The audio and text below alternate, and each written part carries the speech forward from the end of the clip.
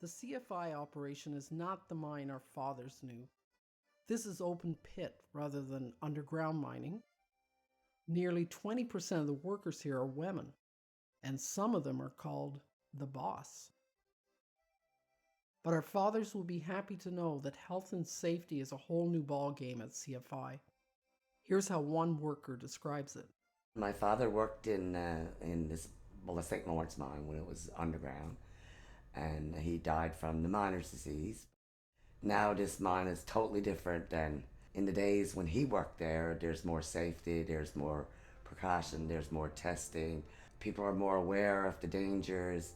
There's more PPE. There's a lot of changes. That's a great accomplishment for this mine, that they're looking after the safety of the people. And yeah, now I drive a haul truck in there, so big difference from back in the day. The company takes these commitments very seriously. Here's the CEO.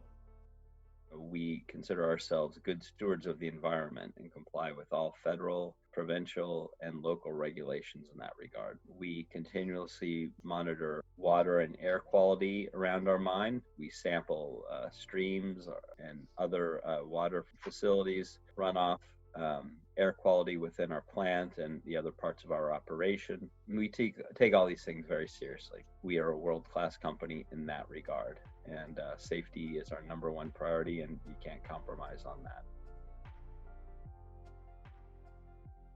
The CFI mine was built from the ground up, starting in May 2016, and it took 3 years to reach commercial production. Like in any startup, there were challenges, many of them related to the harsh climate conditions in the region and to fine-tuning the milling process. Here's an example. In the winter, especially the one that we've just had, it can be brutal. And I'm saying brutal from an operational perspective.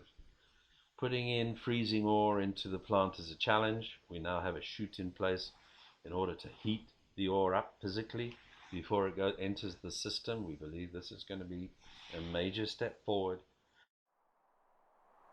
The mine's remote location was also a challenge, especially when things go wrong and your suppliers are halfway around the globe. Those are some of the challenges when you're starting a new mine from scratch. You just don't have the infrastructure locally. And there was a workforce to develop.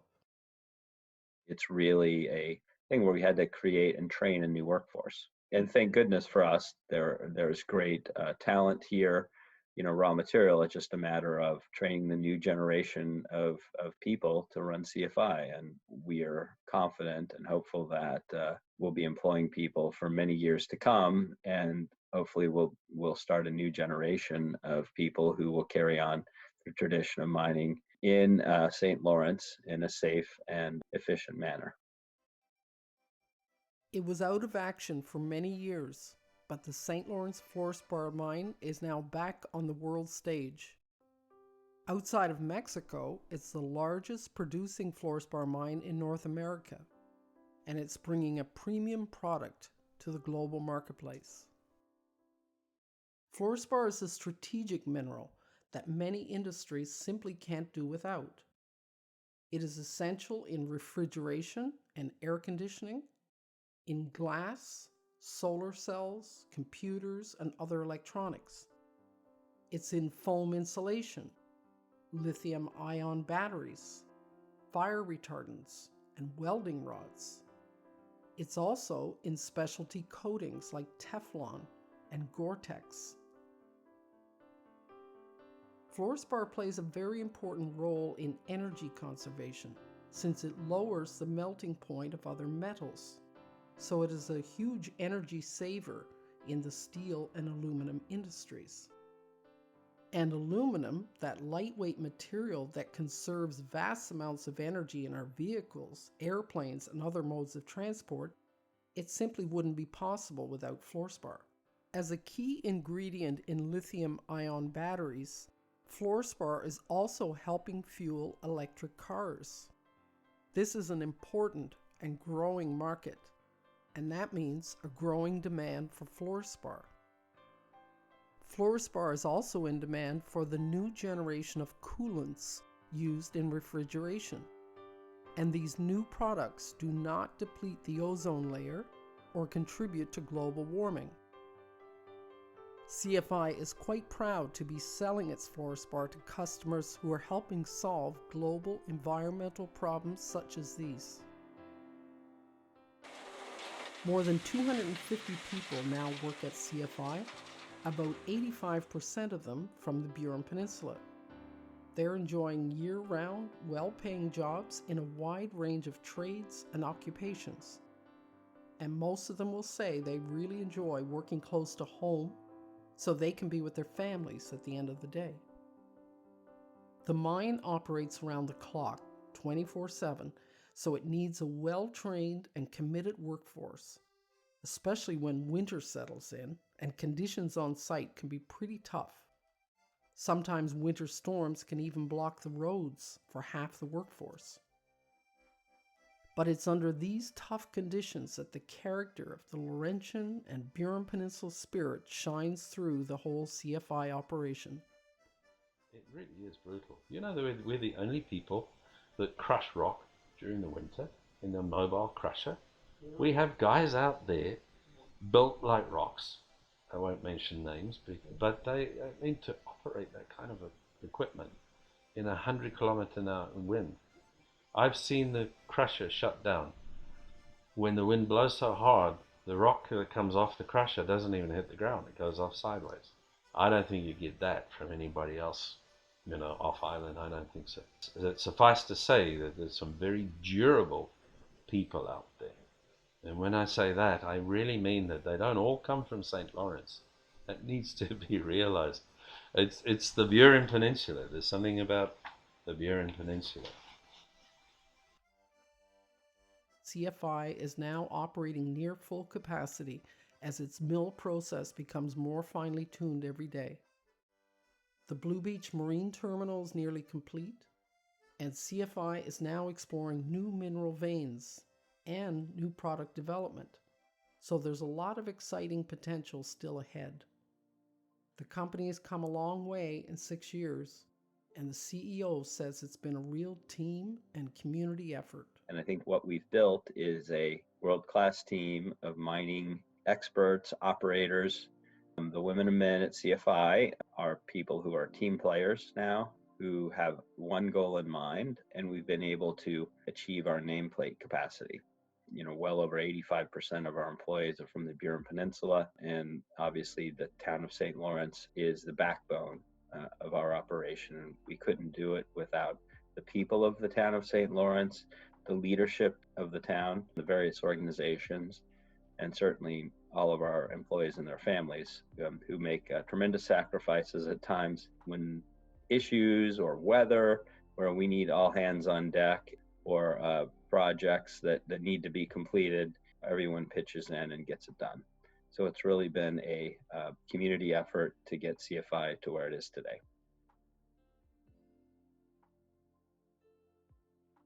Let's now take a look at the mining and milling process for fluorspar at CFI.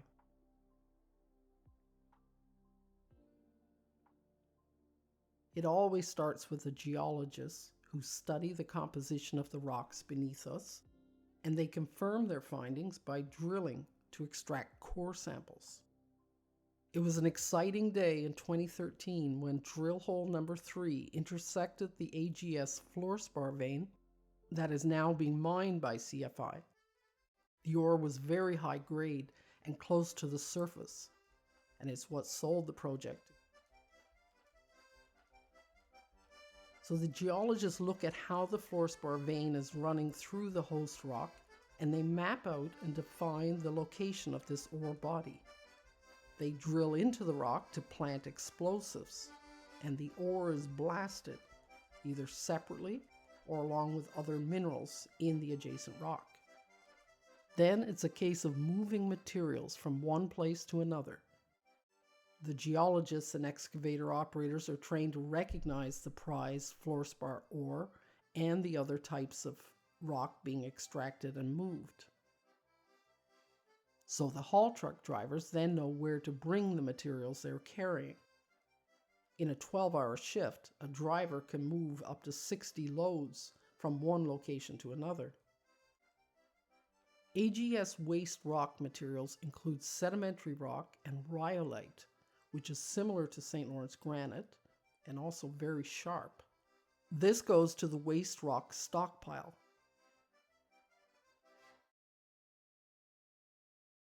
Fluorspar ore is moved to the run-of-mine site, or the ROM.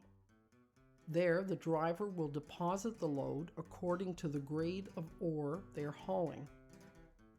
Various grades of ore are then blended to achieve the target fluorspar percentage required by the mill at any given time. This material is crushed until it comes out roughly half an inch in size and is ready for the milling process. In the mill, the job is to remove trace amounts of other minerals in the ore so that the final product is at least 97.5% pure. This is acid-grade fluorite, ready for customers around the globe. The success of CFI's entire operation depends on the mill's capacity to meet the quality and production demands of the marketplace. So this is the heart of the operation. It's where the game is won or lost, and fine-tuning is a constant process here. The milling process begins with the dense media separator that agitates to screen out lighter aggregate. This goes off to a stockpile. The heavier and denser fluorite now flows to the ball mill, where it is crushed from pebble size to powder. Next, to a thickener tank, where water and a flocculant are added to create a slurry. The slurry now moves into the flotation cycle, which is the most delicate part of the milling process. First, the slurry is whipped up to create bubbles. Then, natural chemical substances are added to help separate the fluorite from the other minerals. First, collector chemicals cause the fluorite to attach to the bubbles and float, while trace amounts of other minerals like zinc and lead sink, and they're sent off to the tailings management facility. By now, the fluorite is 95% pure and is paddled off as a mineral-rich froth. Depressant chemicals are now added to the slurry to block other unwanted minerals like silicate and calcite from attaching to the bubbles. These impurities also float off in the tailings. What is finally left is a fluorspar concentrate, a high-quality and premium product that plays a very important role in numerous industrial products. The fluorite now flows to the ore drying and thickening tank, where it is brought to a 9% water content. This creates a caking effect on the concentrate to prevent dust movement during transport to market. The fluorspar mine is a fairly clean operation overall. The mining process itself is simply an exercise in earth moving. And it turns out that most of the chemicals used in the milling process are familiar natural substances like tree sap, starch, and tannin. But we'll look more closely at the tailings management facility and the environmental impact of the mine in part 3 of this video series. CFI's mine is a heavy industrial work site, so worker safety is very important here. As the Health, Safety, and Security Coordinator describes it, the goal is to create a culture of safety, where every worker knows the rules and procedures and practices them religiously. Yeah, so that's the whole thing about safety. It's gone from years ago to being a police kind of thing that you go out and you basically browbeat people into following the rules and regulations. You got to try to develop a culture that people do this for themselves. It's all about developing the culture to get people buying into the systems and everything you got in place, so that we make sure that we go through every day and everybody goes home safe at the end of the day. Equipment operators work alone and often at night. Weather can be a real challenge on site. For example, a thick fog can drift in at a moment's notice, and it can be a hazard. CFI has installed reflective guides and flashing lights and other safety procedures and equipment, and supervisors can shut down the operation under extreme conditions. But it's essential at all times that the operators themselves follow all safety rules. Constant radio communication helps a lot, and so does watching each other's back. The equipment operator also gets to make the final call on whether they feel safe to move about.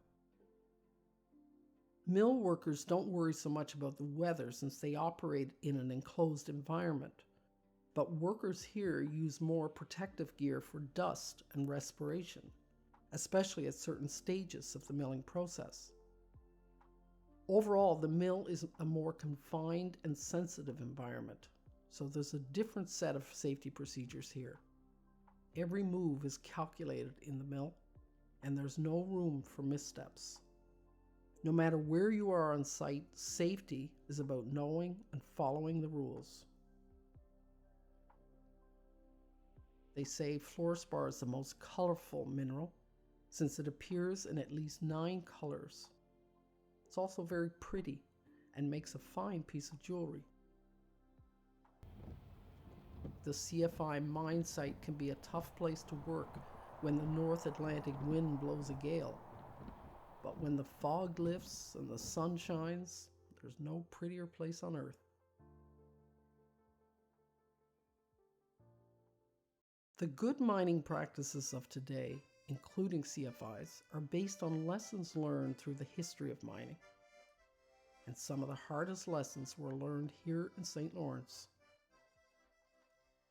Before we look ahead at the future of CFI, let's look back briefly to appreciate the history that lies beneath our feet and that helps shape the character of the local people who are part of CFI's mining operation today. A tidal wave had devastated the inshore fishery here in 1929. Then came the Great Depression. They were tough times, but the locals were tougher. In 1933, local men used pick and shovel to dig the first fluorspar mine in St. Lawrence, and purely on speculation, because it could be their new economic future. Their risk and hard work paid off. The mine developed and prospered for more than 40 years, and the surrounding communities along with it. During those years, some of the toughness of the people played out on the soccer fields of the Burin Peninsula. Every town loved its soccer team, and it was fierce competition. Alcan was the main operator in St. Lawrence, and this was the largest producing fluorspar mine in North America. Yet early working conditions in the mine would take a huge toll. High radon gas, low ventilation, and silica dust created a deadly work environment underground.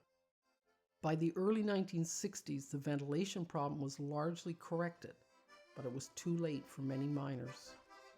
More than 300 local men died of lung cancer, many of them in their 30s and 40s.